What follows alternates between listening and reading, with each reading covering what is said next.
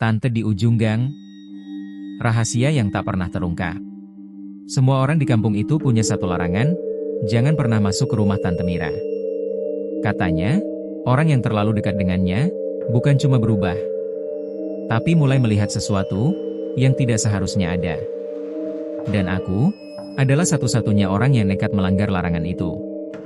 Halo teman-teman, semoga kalian semua dalam keadaan sehat, panjang umur, dan selalu dilindungi dimanapun berada. Sebelum kita mulai cerita ini, jangan lupa klik subscribe, like, dan share ya. Karena kisah yang akan kalian dengar ini, bukan sekadar cerita biasa. Ini adalah kisah yang mungkin akan membuat kalian berpikir dua kali sebelum percaya pada sesuatu yang terlihat normal. Salam hangat dari Jakarta. Di kampung kecil tempat aku tinggal sekarang, ada satu rumah yang selalu membuat orang menunduk saat melewatinya. Rumah itu tidak terlalu besar. Catnya mulai mengelupas. Pagar besinya berkarat. Tapi yang membuatnya berbeda adalah suasananya. Selalu terasa dingin. Bahkan di siang hari. Orang-orang menyebutnya rumah Tante Mira. Aku baru pindah ke kampung itu sekitar 2 minggu yang lalu. Namaku Raka. Sebagai orang baru, aku belum terlalu paham kebiasaan warga. Tapi satu hal yang langsung terasa. Setiap kali aku bertanya tentang rumah itu, semua orang selalu menghindar. Jangan dekat-dekat sana, kata ibu warung suatu sore. Aku tertawa kecil. Kupikir itu cuma cerita biasa untuk menakut-nakuti orang baru. Sampai suatu pagi, aku melihatnya. Tante Mira. Dia duduk di kursi kayu di depan rumahnya. Diam. Tidak melakukan apa-apa. Hanya menatap jalan. Wajahnya sulit dijelaskan. Cantik, tapi bukan cantik yang cerah. Lebih seperti cantik yang menyimpan sesuatu. Matanya kosong, tapi seolah sedang melihat banyak hal sekaligus. Aku sempat ragu untuk menyapa. Tapi entah kenapa, ada dorongan aneh yang membuatku mendekat. Pagi, Tante, kataku pelan. Dia menoleh. Gerakannya lambat, sangat lambat. Dan untuk pertama kalinya, aku melihat senyumnya. Tipis. Tenang. Tapi, ada sesuatu yang membuat bulu kuduku berdiri. Pagi, jawabnya. Suaranya lembut. Terlalu lembut. Sejak hari itu, aku mulai sering melewati rumahnya. Dan anehnya, setiap kali aku lewat, dia selalu ada di sana. Duduk. Menatap. Seolah menungguku. Beberapa hari kemudian, hujan turun cukup deras. Aku sedang berteduh di dekat gang itu ketika Tante Mira memanggilku. Masuk saja, katanya. Aku ragu. Teringat semua peringatan warga. Tapi logikaku berkata, dia hanya wanita tua yang kesepian. Akhirnya, aku masuk. Dan saat aku melangkah melewati pintu rumah itu, aku langsung merasakan sesuatu yang tidak bisa dijelaskan. Udara di dalamnya berbeda. Lebih dingin. Lebih sunyi. Tidak ada suara apapun. Tidak ada TV. Tidak ada radio. Hanya keheningan yang terasa hidup. Duduk, katanya pelan. Aku duduk di kursi ruang tamu. Lalu mataku mulai memperhatikan sekeliling. Dan disitulah, aku melihat sesuatu yang membuatku tidak nyaman. Dinding rumah itu penuh dengan foto. Puluhan. Mungkin ratusan. Foto keluarga. Foto anak-anak. Foto pria dewasa. Semua tersusun rapi. Aku menunjuk salah satu foto. Ini, siapa, Tante? Dia menatap foto itu cukup lama. Lalu menjawab dengan suara yang hampir berbisik. Orang-orang yang pernah tinggal di sini. Aku terdiam. Ada sesuatu dalam cara dia mengatakannya, yang membuat kalimat itu terasa sangat salah. Bukan pernah tinggal. Tapi seperti mereka masih ada. Aku mencoba menenangkan diri. Mereka sekarang di mana, Tante? Tanyaku lagi. Dia tersenyum. Tapi kali ini, Senyumnya berbeda. Lebih dalam. Lebih aneh. Di sini, dia menunjuk ke sekeliling ruangan. Detik itu juga, aku merasakan hawa dingin yang tiba-tiba menyelimuti tubuhku. Dan tanpa sadar, aku menoleh ke kursi kosong di sebelahku.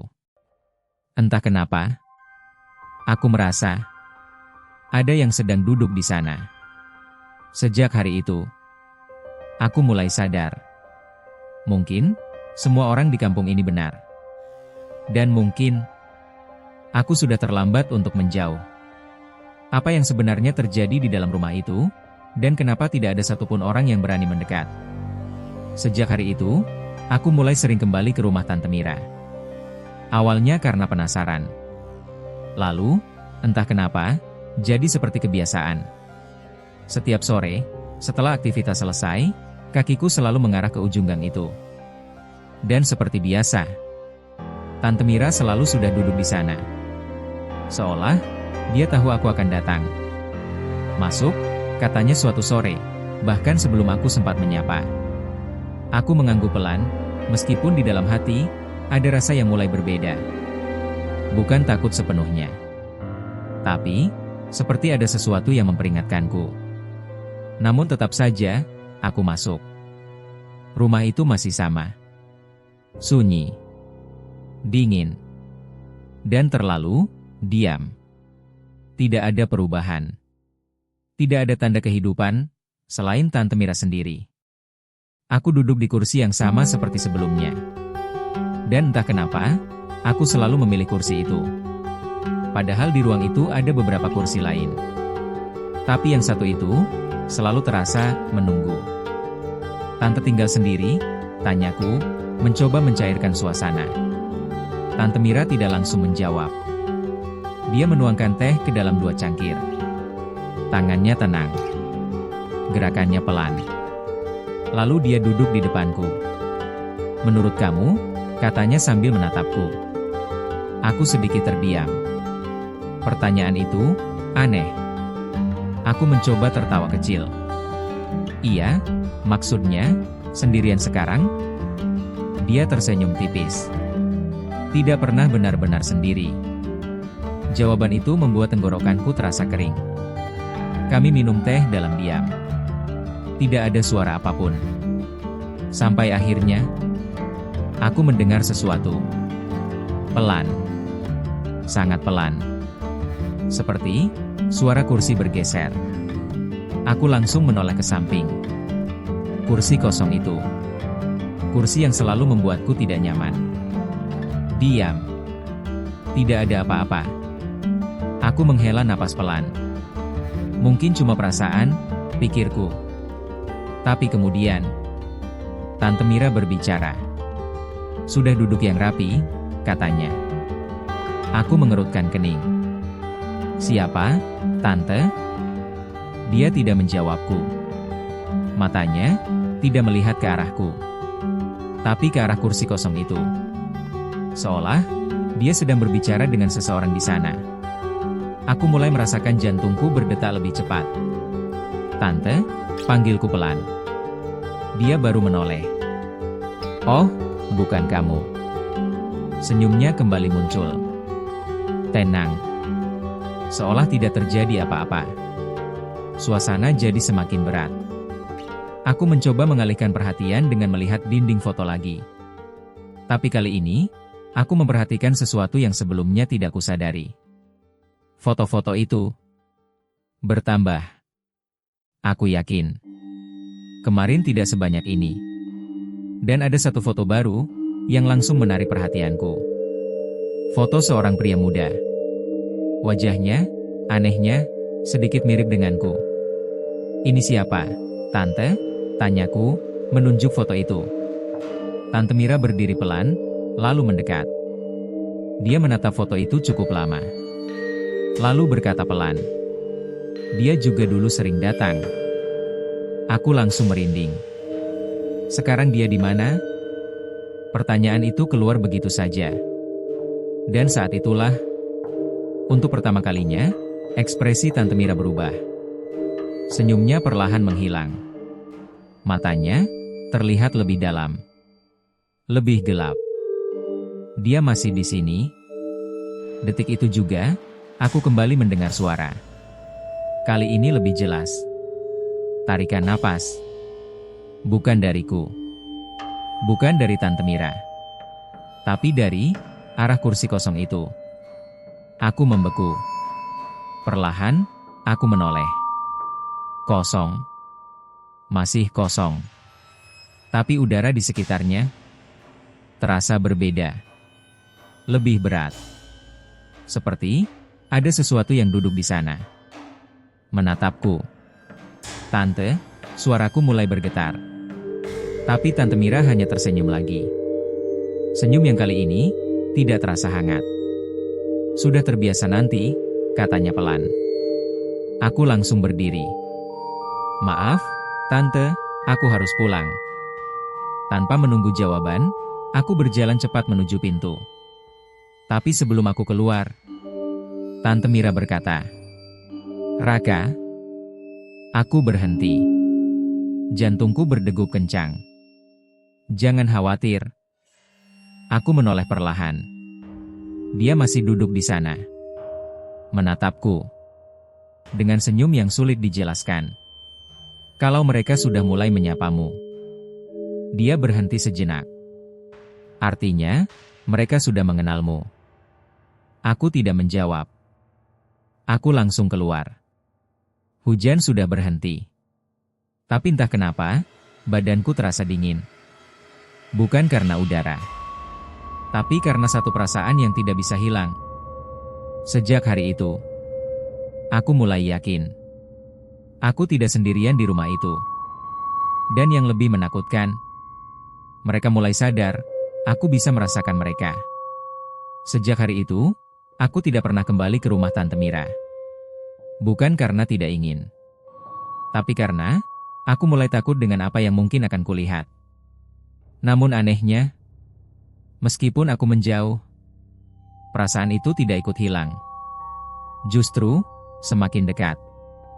Malam pertama setelah kejadian itu, aku tidak bisa tidur. Bukan karena suara. Bukan karena mimpi. Tapi karena satu hal, perasaan seperti sedang diawasi. Aku berbaring di tempat tidur, menatap langit-langit. Lampu kamar sudah dimatikan. Hanya cahaya bulan yang masuk lewat jendela. Sunyi. Terlalu sunyi. Lalu, krek. Suara kecil terdengar dari sudut ruangan. Aku langsung membuka mata lebar. Diam. Tidak bergerak. Mungkin cuma kayu, pikirku mencoba tenang. Tapi beberapa detik kemudian, krek, krek. Kali ini lebih jelas. Seperti ada sesuatu yang bergerak pelan. Aku duduk perlahan. Menatap ke arah suara itu. Sudut kamar. Kosong. Tidak ada apa-apa. Aku menghela napas panjang. Mencoba menenangkan diri. Cuma perasaan. Aku hampir berbaring kembali. Sampai aku melihatnya. Kursi di sudut kamar. Sedikit bergeser. Aku membeku. Jantungku langsung berdegup kencang. Aku yakin aku tidak menyentuh kursi itu sejak sore. Angin, bisikku. Padahal jendela tertutup. Perlahan, aku bangkit dari tempat tidur. Langkahku pelan. Mataku tidak lepas dari kursi itu. Dan saat aku semakin dekat, aku merasakan sesuatu yang aneh. Udara di sekitarnya dingin. Berbeda dengan bagian kamar lainnya. Tanganku gemetar. Aku hampir menyentuh sandaran kursi itu. Sudah mulai terasa suara itu. Aku langsung membalikkan badan. Tidak ada siapa-siapa. "Tante," ucapku refleks. Bodoh. Jelas bukan dia. Aku menelan ludah. Pelan-pelan, aku menoleh kembali ke kursi itu. Dan saat itulah, aku melihat bayangan. Samar. Tipis. Seperti kabut, membentuk sesuatu. Duduk di kursi itu.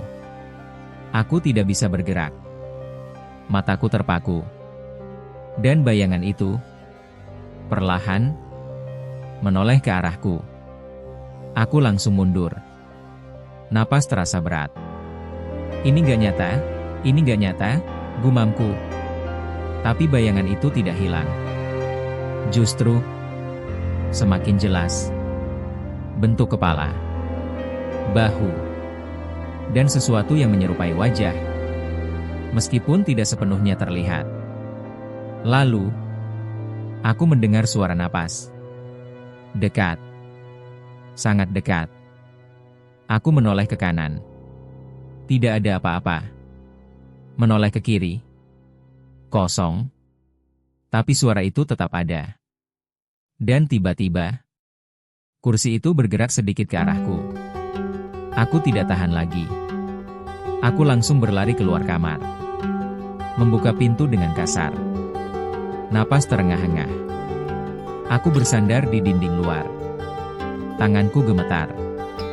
Malam itu, aku tidak kembali ke kamar. Aku duduk di ruang depan sampai pagi. Dengan satu perasaan yang tidak bisa hilang.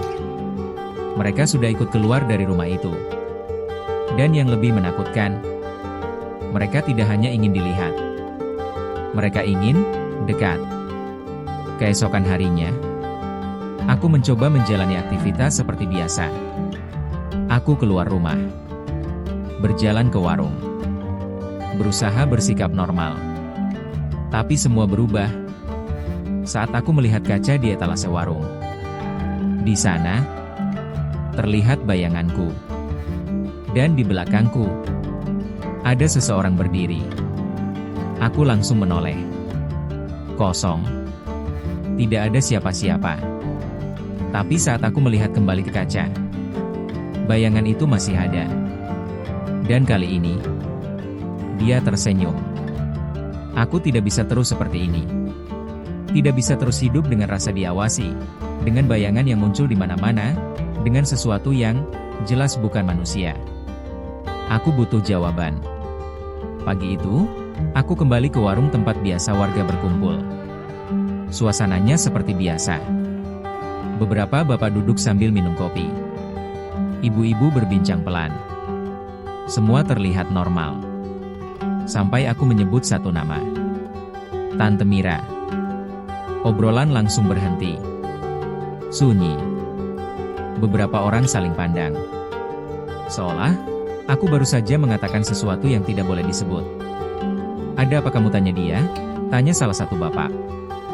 Aku menarik napas. Aku pernah ke rumahnya. Wajah mereka berubah. Bukan kaget. Tapi, takut. Kamu masuk ke dalam? Tanya ibu warung. Suaranya pelan. Aku mengangguk. Beberapa detik, tidak ada yang bicara. Lalu seorang pria tua yang sejak tadi diam akhirnya membuka suara. Namanya Pak Harun. Orang paling lama tinggal di kampung itu. Kamu sudah lihat sesuatu, ya? Katanya pelan. Aku tidak langsung menjawab. Tapi dari ekspresiku, mereka sudah tahu jawabannya. Pak Harun menghela napas panjang. Harusnya kamu gak masuk ke sana. Aku duduk di depannya. Pak, sebenarnya apa yang terjadi? Dia menatapku lama. Seolah sedang mempertimbangkan, apakah aku siap mendengar semuanya. Dulu, Tante Mira itu punya keluarga, katanya akhirnya. Suami. Anak. Hidupnya normal, bahkan bisa dibilang bahagia. Aku menelan ludah. Cerita ini terasa familiar. Tapi aku tahu, ini belum semuanya. Sampai satu malam, Pak Harun berhenti. Wajahnya berubah serius. Ada kebakaran di rumah itu. Aku langsung merinding. Api besar. Cepat sekali menyebar. Orang-orang datang membantu, tapi sudah terlambat. Suaminya dan anaknya. Dia tidak melanjutkan. Tapi aku sudah mengerti. Meninggal di dalam? Tanyaku pelan. Pak Harun mengangguk. Sejak saat itu, Tante Mira berubah. Aku mencoba mencerna semuanya. Terus, yang di rumah itu sekarang. Pak Harun menatapku dalam. Orang-orang bilang, dia tidak pernah benar-benar menerima kejadian itu. Dia tetap hidup, seolah keluarganya masih ada. Aku langsung teringat cara dia bicara. Cara dia melihat kursi kosong. Tapi itu belum yang paling aneh, lanjut Pak Harun. Aku menahan napas. Beberapa orang yang sering datang ke rumah itu mulai mengalami hal yang sama seperti kamu. Jantungku langsung berdegup lebih cepat. Melihat sesuatu, Pak Harun mengangguk pelan. Awalnya cuma perasaan. Lalu suara. Lalu, bayangan. Aku menatap tanganku sendiri. Sedikit gemetar. Terus mereka gimana, Pak? Suasana kembali sunyi. Sebagian pergi dari kampung ini. Sebagian lagi, dia berhenti. Berubah. Berubah gimana? Tanyaku cepat. Pak Harun menatapku lebih tajam. Seperti Tante Mira. Aku membeku. Mereka mulai bicara sendiri. Mulai duduk diam, menatap kosong. Seolah mereka tidak lagi hidup di dunia yang sama dengan kita. Aku langsung berdiri. Kursi sedikit terdorong ke belakang. Pak, berarti ini semua bukan cuma halusinasi? Pak Harun tidak menjawab langsung. Kadang, ada hal yang kita lihat bukan karena kita sakit. Dia menunduk sebentar. Tapi karena ada yang ingin kita lihat. Kata-kata itu langsung menusuk pikiranku. Aku keluar dari warung dengan kepala penuh. Semua mulai terasa masuk akal. Dan sekaligus, jauh lebih menakutkan. Sore itu, aku berdiri di ujung gang. Menatap rumah Tante Mira dari jauh. Biasanya aku akan langsung pergi. Tapi kali ini, aku sadar sesuatu. Dia tidak duduk di teras. Untuk pertama kalinya, kursi itu kosong. Dan saat itulah, aku merasakan sesuatu di belakangku. Dekat. Sangat dekat. Kamu akhirnya tahu. Suara itu bukan dari depan, tapi dari belakang telingaku. Aku membeku. Perlahan, aku menoleh. Dan untuk pertama kalinya, aku melihatnya dengan jelas. Sosok pria. Wajah pucat. Mata kosong. Berdiri tepat di belakangku. Dan dia tersenyum. Aku tahu aku gila. Setelah semua yang terjadi, setelah semua yang kulihat, aku justru kembali ke tempat itu. Sore menjelang malam. Langit mulai gelap. Angin terasa lebih dingin dari biasanya. Dan di ujung gang itu, rumah Tante Mira berdiri seperti biasa. Diam. Menunggu. Tapi kali ini, ada yang berbeda. Pintunya terbuka. Aku berhenti beberapa langkah sebelum masuk. Jantungku berdetak keras. Seolah memperingatkan. Jangan. Tapi suara lain dalam kepalaku berkata, masuk. Perlahan, aku melangkah. 1 langkah. 2 langkah. Dan saat aku melewati ambang pintu, sunyi itu kembali menyambutku. Lebih dalam dari sebelumnya. Lebih berat. Seolah udara di dalam rumah itu tidak ingin aku keluar lagi. Tante, panggilku pelan. Tidak ada jawaban. Aku masuk lebih jauh. Ruang tamu masih sama. Kursi itu masih di sana. Tapi kali ini tidak kosong. Ada bayangan. Samar, tapi jelas duduk di sana. Aku menahan napas. Tante, suaraku bergetar. Di sini, suara itu datang dari dalam rumah. Bukan dari kursi. Aku mengikuti suara itu. Langkahku berat. Seolah setiap langkah ditarik oleh sesuatu yang tidak terlihat. Aku sampai di lorong kecil. Gelap. Hanya sedikit cahaya dari ruang tamu yang masuk. Dan di ujung lorong itu, aku melihatnya. Tante Mira. Dia berdiri membelakangiku. Diam. Tante, panggilku lagi. Dia tidak langsung menjawab. Lalu perlahan, dia berbicara. Kamu datang lagi? Suaranya berbeda. Lebih dalam. Lebih dingin. Aku mau tahu semuanya, kataku pelan. Dia tertawa kecil.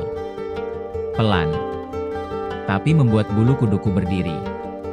Kamu pikir, kamu masih punya pilihan? Aku membeku. Perlahan, Tante Mira berbalik. Dan saat aku melihat wajahnya, aku tahu, itu bukan dia sepenuhnya.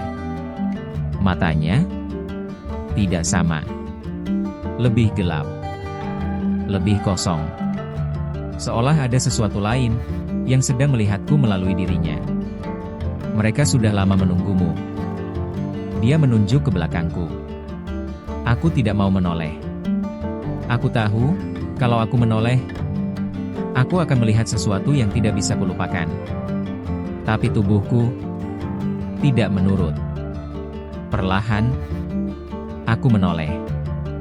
Dan saat itulah, aku melihat mereka. Bukan satu. Bukan dua. Banyak. Berdiri di ruang tamu. Di lorong. Di sudut-sudut rumah. Wajah pucat. Mata kosong. Diam. Menatapku. Beberapa tersenyum. Aku mundur. Langkahku goyah. Ini nggak mungkin, bisikku. Tante Mira mendekat. Pelan. Mereka hanya ingin ditemani. Suaranya seperti datang dari banyak arah sekaligus. Aku merasakan sesuatu di bahuku. Sentuhan. Dingin. Aku langsung menoleh. Seseorang berdiri tepat di sampingku. Wajahnya dekat. Terlalu dekat. Dia berbisik. Kamu bisa melihat kami. Napasnya dingin di telingaku. Berarti, kamu milik kami. Aku panik. Aku mencoba berlari. Tapi kakiku seperti tertahan. Tangan-tangan mulai muncul. Dari belakang. Dari samping. Menarikku. Tidak, teriakku. Tante Mira hanya berdiri. Menatapku. Dengan senyum. Yang sekarang benar-benar bukan miliknya. Kamu tidak perlu takut, katanya pelan. Sebentar lagi, kamu akan terbiasa. Dunia di sekitarku mulai gelap. Suara-suara bergema. Dan hal terakhir yang kulihat adalah wajah-wajah itu. Semakin dekat. Semakin banyak. Dan semuanya menatapku.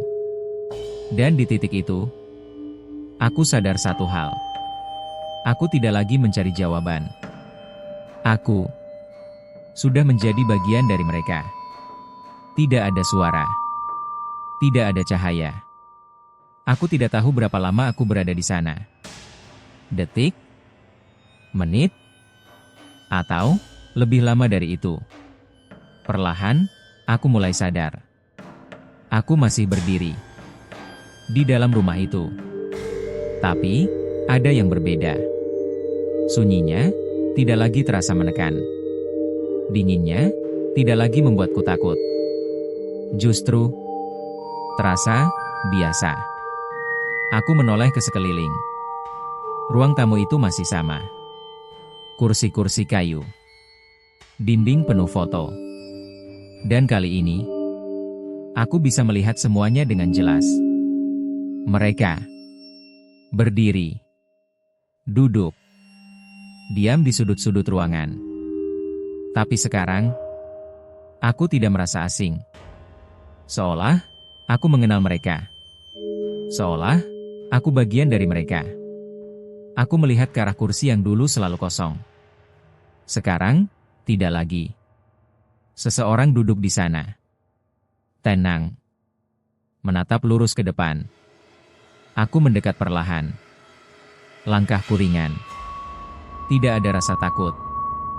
Dan saat aku melihat wajah orang itu, aku membeku. Itu aku. Aku mundur satu langkah. Napas terasa hilang. Tidak, bisikku. Tapi bayangan itu tetap duduk. Diam. Lalu perlahan, dia menoleh. Menatapku. Dan tersenyum. Senyum yang sama. Seperti yang kulihat di wajah-wajah lain sebelumnya. Tante Mira, suaraku pelan. Dia berdiri di belakangku. Aku tidak perlu menoleh. Aku tahu dia ada di sana. Kamu sudah mengerti sekarang, katanya. Suaranya tenang. Bukan lagi dingin. Bukan lagi menakutkan. Justru terlalu damai. Aku tidak bisa keluar, ya? Tanyaku. Beberapa detik, tidak ada jawaban. Lalu dia berkata, keluar itu relatif. Aku menutup mata. Mencoba memahami. Tubuhmu mungkin pergi, tapi yang melihat, yang merasakan, tetap tinggal di sini. Aku membuka mata perlahan.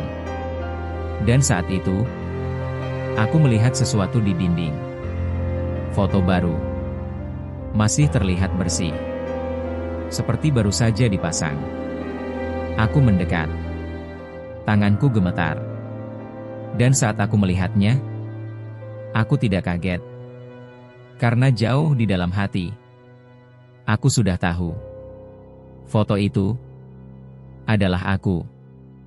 Berdiri di depan rumah itu. Dengan ekspresi kosong.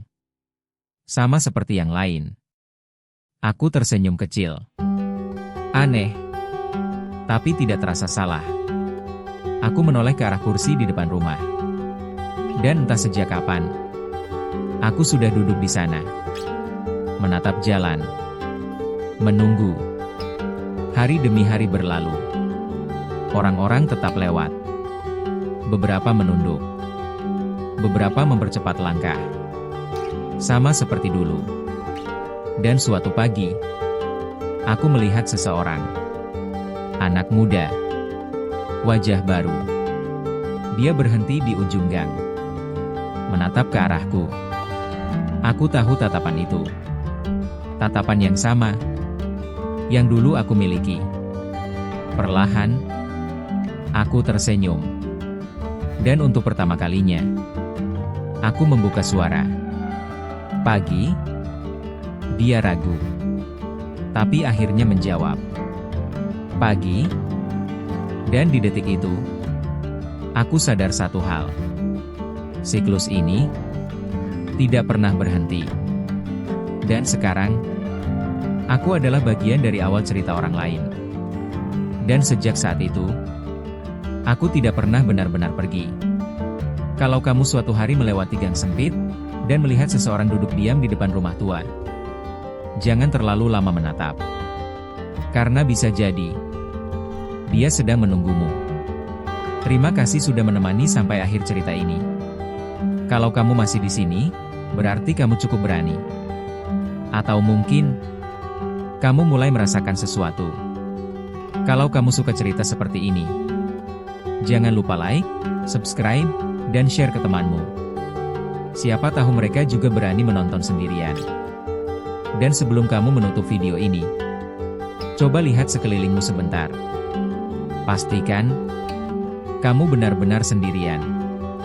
Karena bisa jadi, ada sesuatu yang sejak tadi, ikut menonton bersamamu. Sampai jumpa di cerita berikutnya. Dan ingat, tidak semua yang kamu lihat itu nyata. Tapi tidak semua yang tidak terlihat, itu tidak ada.